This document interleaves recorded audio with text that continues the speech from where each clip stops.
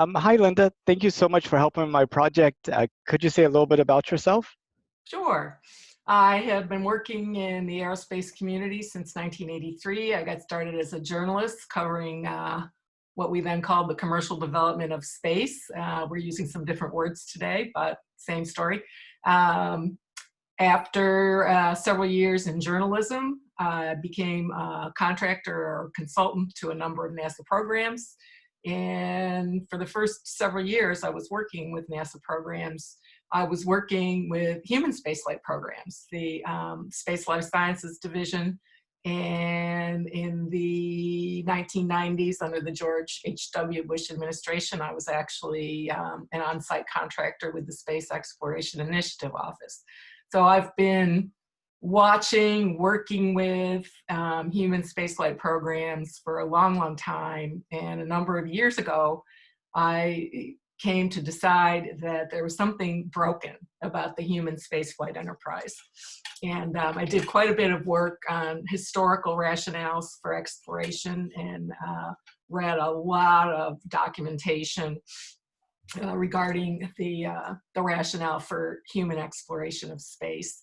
And over many years now, I'm just not convinced that it makes sense. And particularly now, I know this administration is gung-ho on a return to the moon and onto Mars.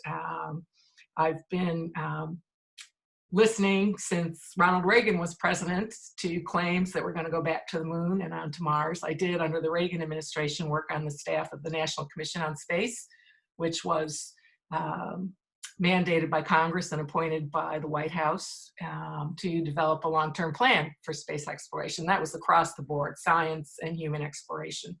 So again, I've been watching this for a long, long time, and have become quite critical of particularly the rhetoric.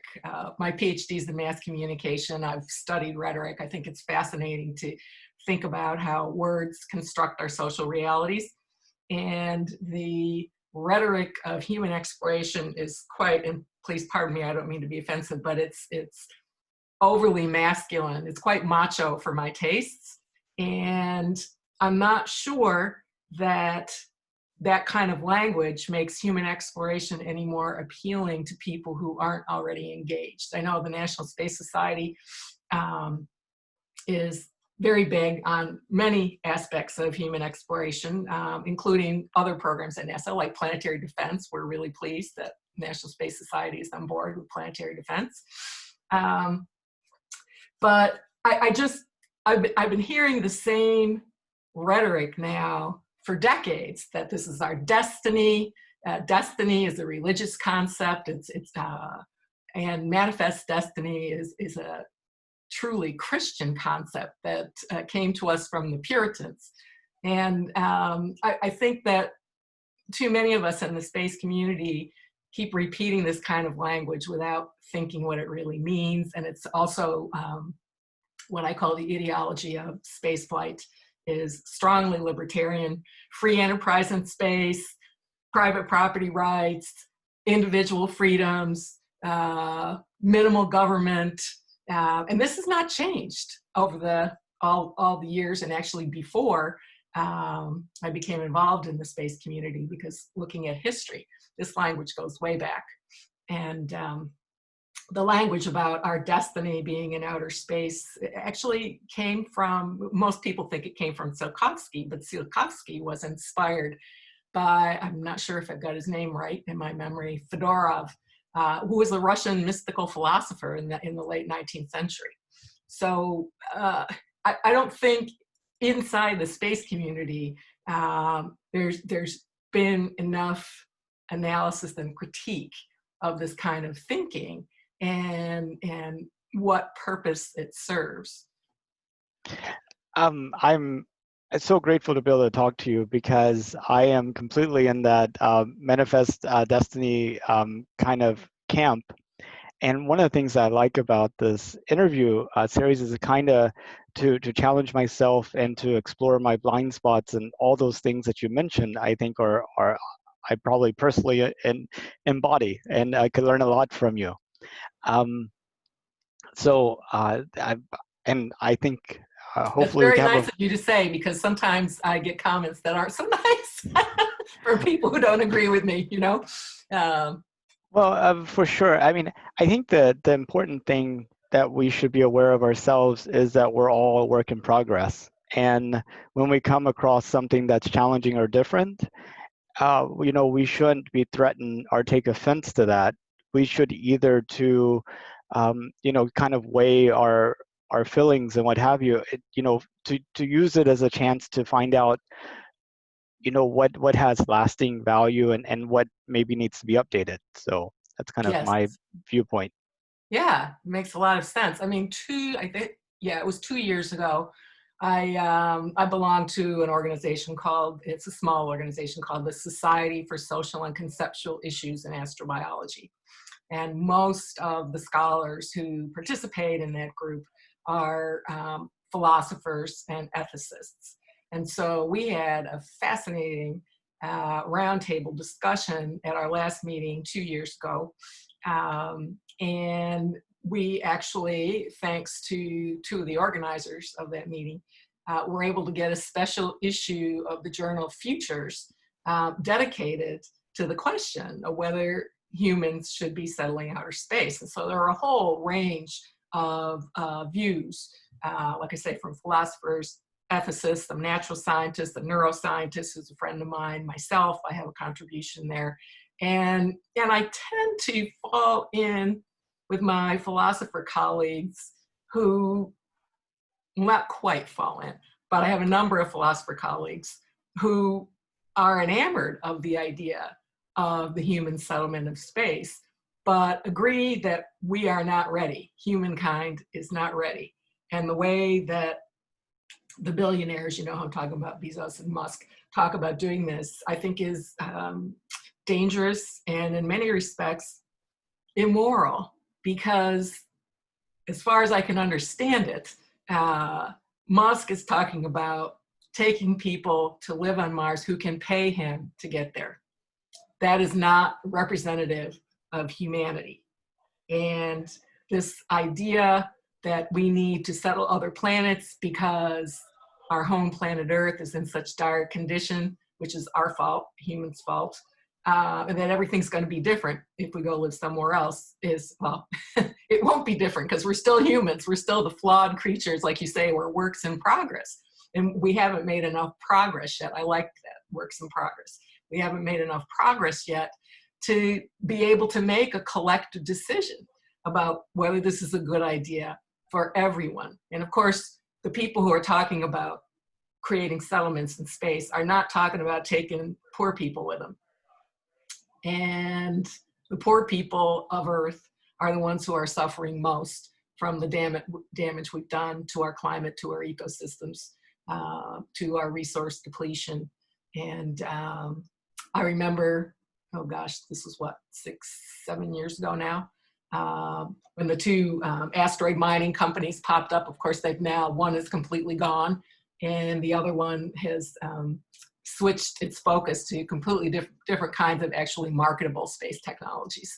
Although people are still, and as you know, our current president signed some, I can't remember what it was, he signed so many executive orders advocating for the rights of US companies to mine space resources, which upset a few other countries.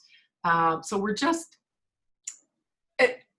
I don't have any deep feeling that it's absolutely wrong for humans to think about living on other planets, period. We're just not there yet. I'm not sure we'll be there 100 years from now, because the next few years are going to be really, really difficult because of the pandemic and all of the damage it's done on every level across all spectra. And I honestly think that's what we need to focus on first. And here I am, I'm funded by NASA, and I don't think it's a bad idea to have a space program. I have a friend who works at JPL who said, well, you're always criticizing the whole human exploration thing. So what kind of space program would you like to see? And I would love to see a much more focused, science-oriented space program. There's so much we can do. I mean, these amazing things are coming out of these relatively, I say relatively inexpensive missions. The Mars 2020 is $3.5 billion, but the Dawn mission to the asteroids, I mean, this story just came out the last couple days about, deposits on the surface of a dwarf planet that are caused by salt water. What the heck is going on beneath the surface of Ceres? It's absolutely fascinating. And for me, that's what keeps me focused on space exploration, is the scientific discovery. It's just a wonderful thing. Yeah, and I mean, if you just look at the opportunity cost, 1,000 probes for one mission to the moon. Yeah, Yeah. I mean, like, what's the return? And then also, what's the risk? I mean, you lose half of those. Nobody. I mean, there's Senate hearings and all that good stuff, but there's no day of mourning, and there's a lot of questions. So, but just thinking about over my life event and kind of. Like example parenting. I have a 17-year-old and 21-year-old, Oh my. and I Must have had your children when you were 10. You look very no, youthful. I think my youngest one I had when I was 23. So Oh wow. is that right? Yeah, no, that works out. Okay, cool.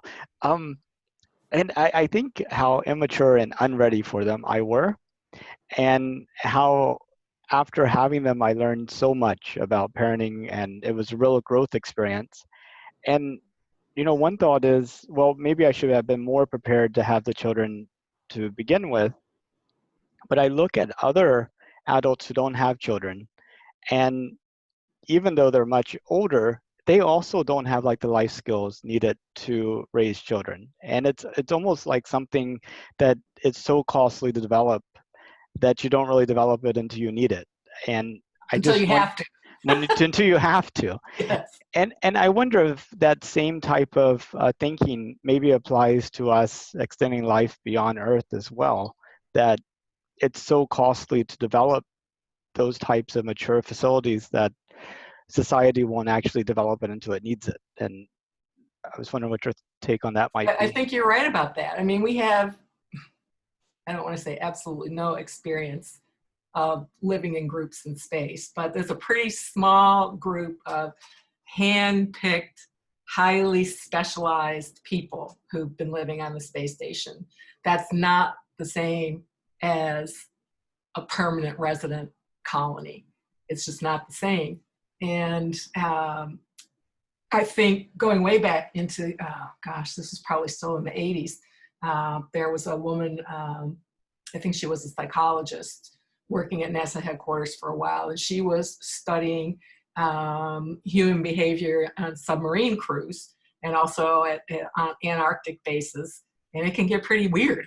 And again, people who are spending months at a time in Antarctica and people who are spending months at a time underwater in a submarine are, again, very hand-picked, highly specialized people who still may not have the social skills and the psychological strength to survive in a close quarters for long periods of time.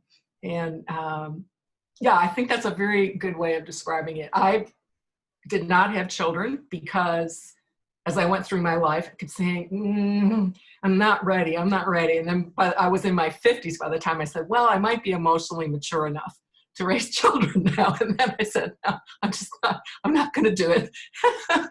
But I think you're right. And I've for years been making the joke that if a person has to get a license to drive a car, why doesn't a person have to get a license to have a child? Luckily, in the vast majority of cases like yours, everything turns out okay and you figure out what you need to do. But it's a fascinating subject to think about when humanity, and of course humanity is no monolithic single body. We have so many different cultures on Earth, so many different civilizations, so to speak, and so many different value systems and belief systems in human societies on Earth.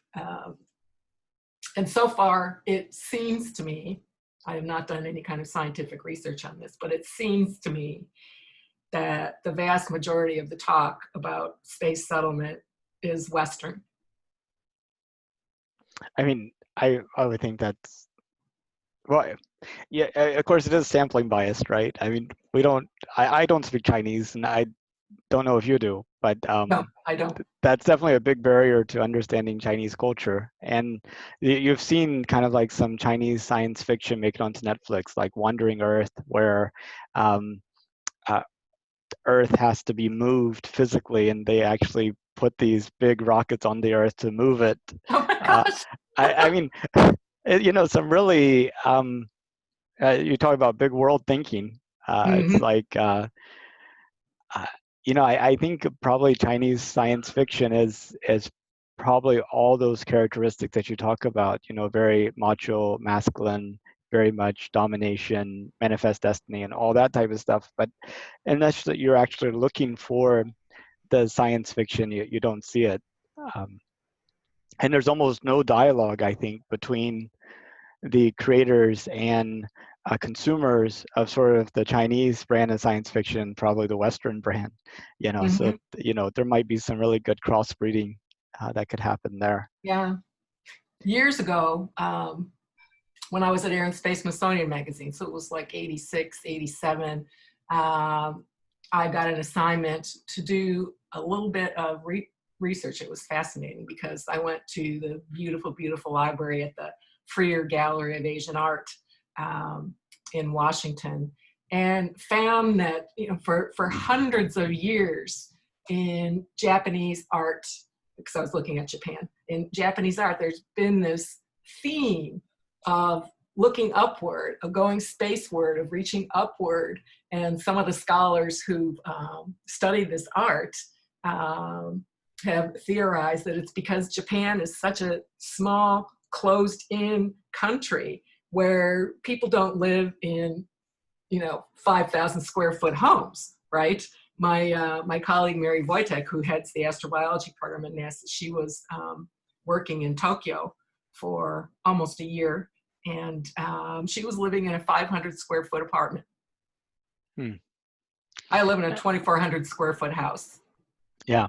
And I'm comfortable here. So just that whole idea of how a culture, how Japanese culture, and obviously the Japanese have a wonderful space program. And I guess they're talking about wanting to develop the capability of human spaceflight. I've lost track of that a little bit. But there's so much we have to do just to learn about our own solar system, let alone what lies beyond. And I think we can do that most efficiently robotically and most affordably robotically. And I don't like this idea, and I think it's in large part media framing about this. We're constantly in a space race. Now we're in a space race with China. We used to be in a space race with the Soviet Union. And it's an easy way of framing a very complex situation. I'll think about, because I was just reading about this yesterday in Nature magazine, where for decades the US government has tried to strong arm other countries such as India into signing nuclear non-proliferation treaties, where we're continuing to build our stockpiles. So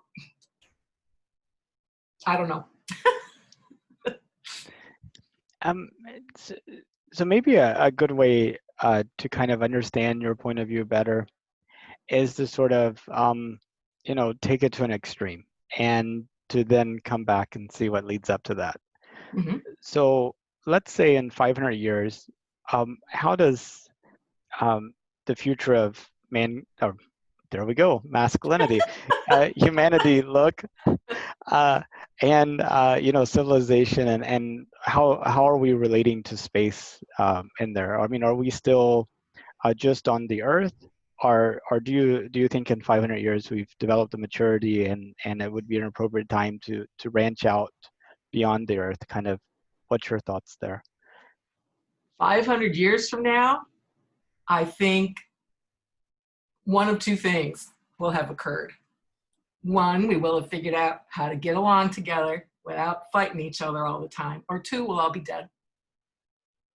I don't like the trajectory I'm seeing right now. That doesn't mean we can't reverse the trajectory and go in a different direction, what I would call a better direction. But there's so much, and you know, it's a little different living here in Florida than the 35 years where I lived in the DC area, where everyone you know is somehow involved with the government and you're just in the middle of it all. And here I'm mercifully, that's one of the reasons why I moved here, to just put it all at arm's length. But none of us really knows what's going on behind closed doors, whether it's our government or the Lebanese government or the Russian government. You know, big decisions are made behind closed doors. Even in the US, you know, congressional hearings are for show. They're for the I know. record. But And all the interesting stuff goes on behind closed doors. it's like if you've watched the National Space Council meetings, it's like Oh, a pageant where they haven't even bothered to memorize the lines. yes, exactly. It's all a stage show. It's a spectacle. You're right. It's a spectacle. And they don't do anything to turn into anything else, you know? I mean, there's Right. like no attempt made. You know, everybody's reading their line in the book as it's written. You know, it's just like kind of like the puppets and Yep. I the actually string. think that when Dan Quayle was vice president and headed what was then the National Space Council, which went away for a while, their meetings were never public, and I think they got a whole lot more done. Whether you liked what they did or not, it wasn't bad, but I think they got a whole lot more done, mainly working at the staff level, not putting the heads of agencies, you know, in front of the cameras and setting, like you say, setting them up like puppets, but actually staff, you know, people at the staff level from all the agencies participating were actually doing the work. And I think they got things done. But yeah, 500 years from now, I hope it's like the Star Trek universe. And I love, my boyfriend and I have started watching the original Star Trek episodes again. And, you know, the culture by the time we got Jean-Luc Picard was so different than the culture that produced Captain Kirk. Just the machismo of Captain Kirk just cracks me up. My boyfriend laughs because I start yelling at the television. But so we can evolve, you know, culturally speaking, but I don't believe are evolved enough. Any aspect of any human society on Earth is evolved enough to know, to have the skills, as you say, required to live together in a remote place or remote isolated place. I think we need to pay more attention to, you know, what we've learned about controlled experiments here on Earth, you know, like the little setup in Canada, I can't remember, what was it called, Mars One or something, Hmm. where people spend a few months at a time simulating living in space. But it's not the same because, you know, if you get sick and you're on the verge of death, you can go to a hospital. It's just not the same. So, I just wonder if one of the biggest arguments that are pro human spaceflight is this concept of developing sort of kind of a better perspective on how we are on here on Earth. I just keep thinking back. I think what was it, 1968 December, whenever you had Apollo 8 was it that went around yep. the moon, Mm-hmm. and they saw the Earth kind of like a whole for the first time, and it really had an emotional impact on them. And that Earth Day picture, you know, it's kind of accredited with maybe adding fuel or helping to you know, the environmental movement and the idea that we're really kind of a fragile environment. And you know, I do a lot with like the Indian community and Pakistani community, and in India, you know, there is constant talk about how every single thing that's wrong in India is because of Pakistan. You can't trust them and all that stuff. And then you get Indians and Pakistanis here in the US, and you know, they're just like best of friends and what have you. Yep. And I just wonder if the best export from our human space colonies might be sort of that perspective of we're in it together. You know, it's too small and fragile for us to have conflict. And I know have only a couple of minutes, but What, what's your Well, thoughts it's there? an interesting point. For me, I am continually inspired by the ability to view the Earth from space. I have no desire to leave Earth. What imaging from space and the pictures that the astronauts have taken over decades now uh, keep reminding me is how fragile our home planet is. And for me, the top priority is to take care of the home planet right now. So, as you've mentioned, many of the astronauts have this sort of mind expanding experience and have talked about it and written about it. They're very privileged people. But for me, just looking at those pictures of the surface of Ceres this morning, it was blowing my mind. That's inspiring to me. I don't need to go into space to be able to open my mind to thinking about our teeny tiny place in the universe and how we need to take care of each other and be careful of our home. Well, awesome. And I know we're just at the top of the hour. Thank you so much for your time. And I would love to have Absolutely. a follow-up conversation with you Sure. if you have time sometime. Be happy to do it. Thank you so much, Nathan. Good luck. Thank you. Bye-bye. Bye-bye.